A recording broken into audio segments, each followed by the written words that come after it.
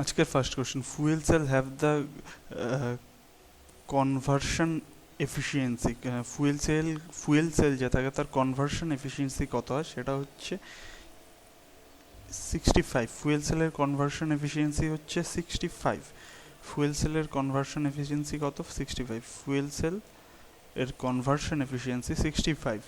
Fuel cell converts chemical energy into fuel cell converts chemical energy into low voltage direct current electrical energy. Fuel cell low voltage direct current electrical energy তৈরি করবে। Next question, fuel cell for power generation have the drawback of. Fuel cell দিয়ে পাওয়ার generation কেন করব না? Very high development cost হতে পারে, low service life and low voltage, noise pollution and maintenance. Answer হচ্ছে 17 D, মানে A and B. Fuel cell কেন আমরা পাওয়ার জেনারেশনে ইউজ করি না? ভেরি হাই ডেভেলপমেন্ট কস্ট এবং low service life and low voltage আর high development cost. 83, the main byproduct of the biogas plant is biogas planter main byproduct হচ্ছে organic manure। Byproduct হচ্ছে organic, যেটা হচ্ছে বায়োগ্যাসের main byproduct. 85, the energy radiated by sun on a bright sunny day. Energy radiated by the sun on a bright sunny day is 1 kilowatt per meter square. Energy radiated by sun on a bright day, 1 kilowatt per meter square. Most of the solar radiation received on earth are within the range of হচ্ছে 0.25 to 0.4 micron, 0.25 to 0.4 micron, 0.25 to 0.4 micron. In solar power plant, the solar heat is transferred to transferred to molten salt, water, steam and liquid metal. Solar power প্ল্যান্টে solar heat কিসে transfer করা হয়? Molten সল্টেও করা হয়, water স্টিমেও করা হয় আর liquid মেটালসেও করা হয়। 390, the insulation is referred as diffusion radiation received at any time, direct radiation reduced at any time. Insulation referred as 90 questions C, both 90 C, both। তার মানে insulation is referred as diffusion radiation received at any time. diffusion plus direct দুটো রেডিয়েশনকে নিয়ে তৈরি হচ্ছে insulation. Diffusion and direct দুটো radiation নিয়ে তৈরি হচ্ছে insulation. Next question 92, the function of the solar collector in converting solar energy into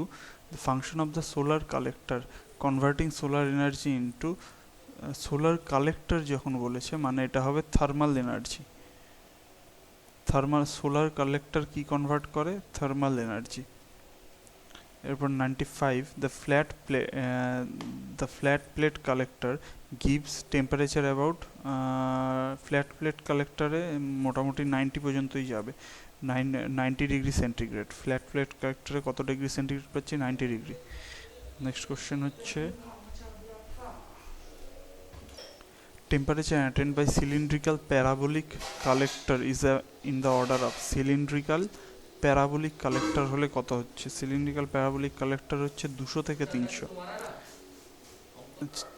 তাহলে cylindrical parabolic collector আমরা কত টেম্পারেচার পাচ্ছি? 200 থেকে 300 degree centigrade.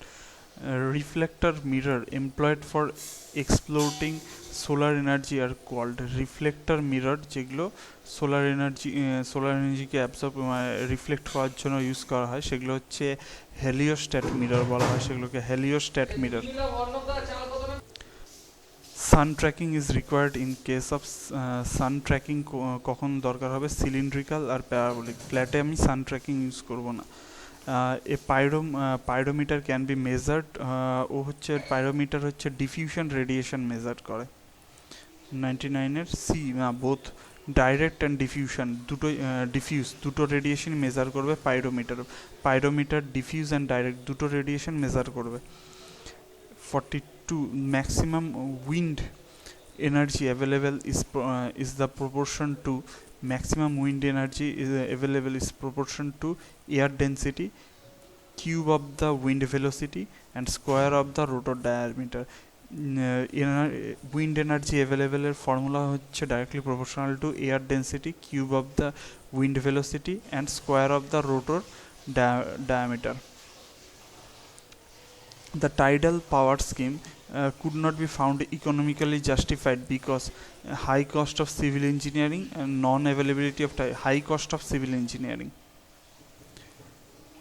Tidal energy utilizes kinetic energy of the water or potential energy of the water. Hydel power plant utilize potential energy of the water. The turbine normally employed in tidal power plant are reversible type. Tidal power প্ল্যান্টে কোন টাইপের motor use করবো আমরা reversible type A tidal power plant is installed in India near ইন্ডিয়ার যে tidal power plant সেটা আছে golf of কাম্বেতে ইন্ডিয়ার নিউ টাইডাল পাওয়ার প্ল্যান্ট আছে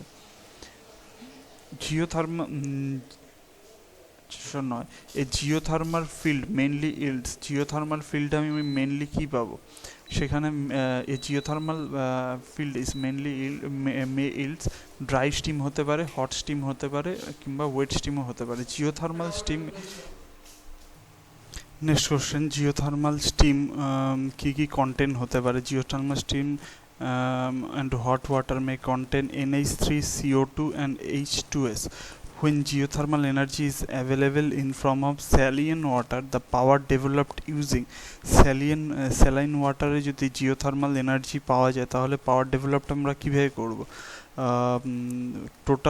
total flow steam, binary cycle steam or flash steam system সম্ভবত any of the above হবে যদি আমরা স্যালাইন ওয়াটার হয় তাহলে সেখানে বাইনারি সাইকেল স্টিমও ইউজ করতে পারি টোটাল ফ্লো স্টিম আর ফ্ল্যাশ স্টিম তিনটে ইউজ করতে পারি এরপর next question in hydrothermal source of geothermal energy in hydrothermal source of geothermal energy hot water or steam is available b molten lava is available c hot gases are available d all of the above বারোর এ hot hydrothermal source বলতে আমরা কি বোঝাবো hot water and steam available hydrothermal source বলতে বোঝাবো hot water and steam available. A potential geothermal source region should have একটা potential geothermal source region এর কি থাকা উচিত সব থেকে high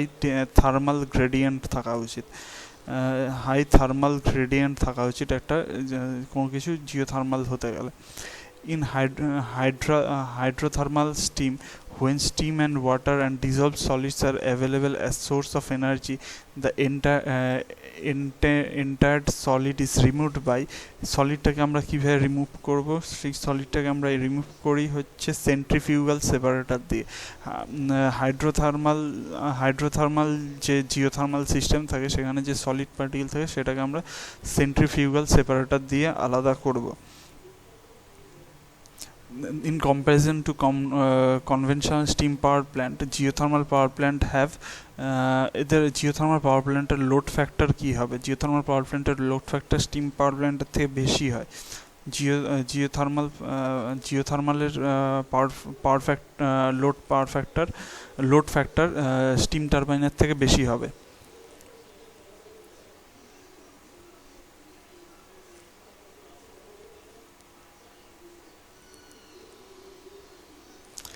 in fuel cell the cathode is fuel cell এ যে ক্যাথোড হয় সেটা কি দিয়ে তৈরি হয় fuel cell এর ক্যাথোড হয়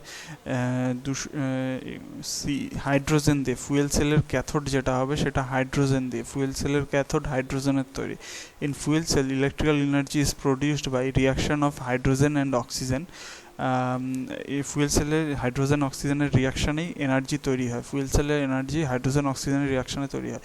direct conversion of heat energy into electrical energy is possible in, heat energy থেকে ডাইরেক্ট ইলেকট্রিক্যাল এনার্জি কোথায় পাবো? হিট এনার্জি থেকে ডাইরেক্ট ইলেকট্রিক্যাল এনার্জি পাবো এমএইচডি জেনারেটর আর thermionic converter. MHD generator thermionic কনভার্টারে heat energy থেকে আমরা ডাইরেক্ট ইলেকট্রিক্যাল এনার্জি পাবো, thermionic converter. Which of the following power plant can generate power at unpredictable and uncontrolled time? কোন power plant power generate করবে unpredictable and uncontrolled টাইমে? সেটা হচ্ছে টাইডালও same, সোলারও আর window, তিনটেই আনপ্রেডিক্টেবল আনকন্ট্রোলেবল টাইম।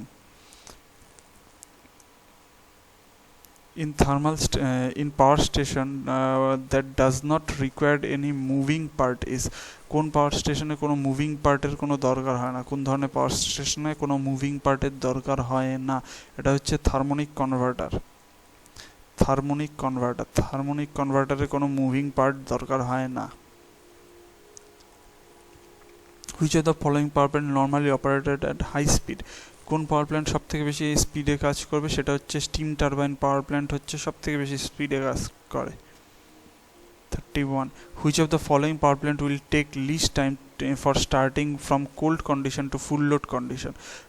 কোন power plant full load condition আসতে সব থেকে কম সময় লাগায়? সেটা হচ্ছে hydel power plant. Hydroelectric power plant হচ্ছে সব থেকে কম সময় লাগায় কোল্ড কন্ডিশন থেকে ফুল লোড কন্ডিশনে আসতে। Next question, which of the following plant has the maximum capital cost? Maximum capital cost কোন প্ল্যান্টের সব থেকে বেশি? ম্যাক্সিমাম ক্যাপিটাল কস্ট যদি বলি, ম্যাক্সিমাম ক্যাপিটাল কস্ট সব থেকে বেশি হচ্ছে নিউক্লিয়ার, মনে হচ্ছে 33 এর ডি। নিউক্লিয়ার পাওয়ার প্ল্যান্টের maximum capital cost, nuclear power প্ল্যান্টের maximum capital cost. In steam power plant, which of the following component needs maximum maintenance and attention? Steam power প্ল্যান্টে কোনটা সব থেকে বেশি অ্যাটেনশনের দরকার ও মেনটেন্যান্সের দরকার? সেটা হচ্ছে বয়লার। বয়লারের সব থেকে বেশি মেনটেন্যান্স অ্যান্ড অ্যাটেনশনের দরকার স্টিম পাওয়ার প্ল্যান্টে। Diesel power plant is generally used as, diesel power প্ল্যান্টকে আমরা ম্যাক্সিমাম কীভাবে ইউজ করি? ইউজুয়ালি সেটাকে আমরা স্ট্যান্ড বাই প্ল্যান্ট বা এমার্জেন্সি প্ল্যান্ট হিসেবে ইউজ করি। Diesel power plant always used as emergency or standby plant. Next question হচ্ছে, গ্যাস টারবাইন পাওয়ার প্ল্যান্টকে আমরা as a peak load use করি, গ্যাস টারবাইনকে আমরা পিক লোড হিসেবে ইউজ করি। For same cylinder dimension and same RPM, which of the following engine will produce least power? For same cylindrical cylinder dimension R same RPM এর জন্য কি সব থেকে কম পাওয়ার জেনারেট করবে? সেটা হচ্ছে পেট্রোল ইঞ্জিন।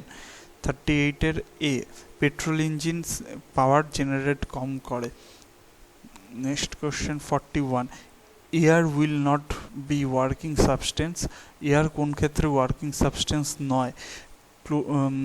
এয়ারকে ওয়ার্কিং সাবস্টেন্স নয় হচ্ছে যখন close cycle gas turbine, gas turbine যখন মেনলি গ্যাস টারবাইন যখন ক্লোজ সাইকেল হবে সেখানে এয়ার থাকবে না, close cycle gas turbine. Which of the following plant can never have 100% load factor? Peak load প্ল্যান্টের কখনো 100% লোড ফ্যাক্টর হয় না। 44 এর, which of the following power plant will take long time in erection and installing? Erection and installing এর জন্য যেটা সব থেকে বেশি টাইম নেয় সেটা হচ্ছে হাইড্রাল পাওয়ার প্ল্যান্ট, আর যেটা সব থেকে বেশি খরচ সেটা হচ্ছে nuclear power plant. 46, when pump storage power plant is operated in conjunction with steam power plant, যদি একটা পাম্প স্টোরেজ পাওয়ার প্ল্যান্টের সঙ্গে আমি একটা স্টিম পাওয়ার প্ল্যান্ট ইউজ করি তাহলে কি হবে? Chances of tripping of the system decrease because to heterogeneous types of plant operation of storage plant in pumping module during low improve পাতি কথা। অ্যান্সার হচ্ছে যদি storage plant pumping mode during low load period improves steam পাওয়ারের stability বহুত increase করবে। 46 এর ভুল বললাম। 46 এর load factor of the steam power plant will increase. যদি আমি একটা স্টিম পাওয়ার প্ল্যান্টকে আমি একটা পাম্প স্টোরেজ পাওয়ার প্ল্যান্টের সঙ্গে প্যারালালি ইউজ করাই, তাহলে স্টিম পাওয়ার প্ল্যান্টের লোড ফ্যাক্টর ইনক্রিজ করবে। পাম্প স্টোরেজ বলেছে, এটা কিন্তু ওয়াটার টারবাইন বলেন, ওয়াটার বলেনি, হাইড্রাল বলেনি, এটা পাম্প স্টোরেজেরটা বলেছে। সেক্ষেত্রে পাম্প স্টোরেজকে আমি স্টিমের সঙ্গে ইউজ করলে স্টিমের আমার লোড ফ্যাক্টর ইনক্রিজ করবে। Out of the following the plant which base load plant হিসেবে কোনটাকে ইউজ করি? আমরা নিউক্লিয়ারকে ইউজ করি আর রান অফ রিভারকে as a base load plant use করি। বেস লোড প্ল্যান্ট আর এখানে কি কি? Nuclear power plant and run of river plant. 48-এর সি, এই কিউ আর অ্যান্ড পি কেউ এখানে ধরে নিচ্ছে। Base load plant, base load প্ল্যান্টে হ্যাঁ উইন্ডো চলে আসবে, বেস লোড প্ল্যান্টে উইন্ডো চলে আসবে। তাহলে হচ্ছে বেস লোড প্ল্যান্টে কী কী আসছে? Wind, run of river and nuclear power plant.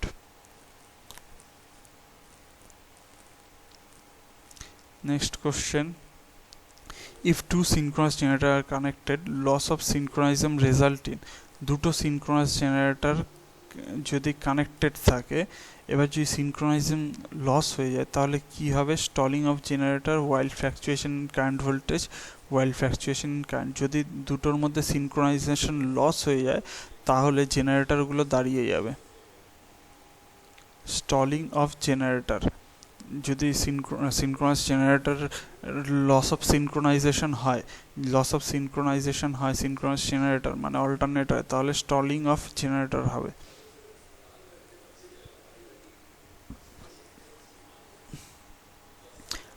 Under the regulation of speed governor, under unit of regulation of speed governor, speed governor unit of regulation of speed governor, speed governor এর unit কি? Speed গভর্নরের unit কি এখানে question সেটা। 62 এর হচ্ছে hertz by megawatt, hertz by megawatt হচ্ছে speed গভর্নরের ইউনিট। হার্জ ওপরে ফ্রিকোয়েন্সি, নিচে পাওয়ার, হার্জ পার মেগাওয়াট হচ্ছে স্পিড গভর্নরের unit.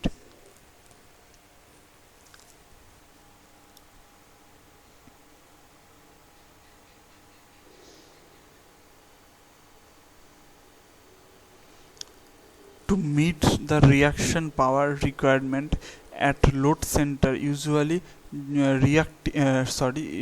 to meet the reactive power requirement, reactive power যদি আমার দরকার হয় লোড সেন্টারে তাহলে আমরা কি ইউজ করব? Reactive power actually capacitor generate করবে, তাহলে হচ্ছে 67-এর এ, শান্ট ক্যাপাসিটার ইউজ করব। রিয়াক্টিভ পাওয়ার জেনারেট যদি আমার করা দরকার হয় লোড সেন্টারে তাহলে আমরা শান্ট ক্যাপাসিটার ইউজ করব। A power system needs injection VAR VAR at, inject করা কি বলেছি? একটা পাওয়ার সিস্টেম কখন ভিএআর ইনজেক্ট করবে, একটা পাওয়ার সিস্টেম কখন ভিএআর ইনজেক্ট করবে? ভিএআর ইনজেক্ট করবে যখন peak load and off peak লোডে থাকবে, তখন ভিএআর ইনজেক্ট করতে হবে। Peak load and off peak লোডে থাকলে ভিএআর ইনজেক্ট হবে। Peak load and off peak লোডে থাকলে ভিআর ইনজেক্ট করতে হয় পাওয়ার সিস্টেমে। Shunt capacitor in a substation, shunt capacitor সাবস্টেশনে কি কাজ করবে? Consume lagging VAR, deliver lagging VAR. Lagging VAR তো দেবেই না, এটা ল্যাগিং ভিআরকে কনজিউম করবে। 69-এর A, consume lagging VAR. The principle of incremental cost is employed for deciding sequence of adding unit, ওটাই অ্যান্সার হবে 70-এর B. Load allocation between unit in operation কি? The principal of the incremental cost, যে incremental cost হচ্ছে সেটা আমরা কেন কি ডিসাইড করবে? ইনক্রিমেন্টাল কস্টটা ডিসাইড করবে load allocation between units in operation. অনেকগুলো ইউনিট আছে, কোনটাতে কত লোড দিলে আমার ইনক্রিমেন্টাল কস্ট কি হবে সেটা আমার ডিসাইড করা ইনক্রিমেন্টাল কস্টের কাজ। তো incremental cost employed to decide load allocation between units in operation, load allocation between units to operation কে ডিসাইড করবে? Incremental cost. 72 two generating plants feed a load center through a transmission network. two generating plants feed a load center. দুটো generating plant feed A load centre through transmission network. The maximum economy কখন হবে? যখন incremental cost of power supplied at the load center should be same for both plant. যখন incremental cost দুটো প্ল্যান্টেরই same হবে তখন আমার দুটো জেনারেটর দিয়ে পাওয়ার ফিট করলে সব থেকে ইকোনমিক্যাল হবে। If the generating station is situated very close to the load center, the penalty factor for this unit is যদি লোড সেন্টার জেনারেটিং স্টেশন আর লোড সেন্টার খুব কাছে থাকে, generating station and load centre খুব কাছে থাকলে তাহলে penalty factor কত হবে? Penalty factor, not incremental factor. Penalty factor তখন হবে ইউনিটি, অলমোস্ট ইউনিটি। যদি জেনারেটিং স্টেশন এবং লোড সেন্টার খুব কাছাকাছি থাকে তাহলে পেনাল্টি ফ্যাক্টর হবে ইউনিটি।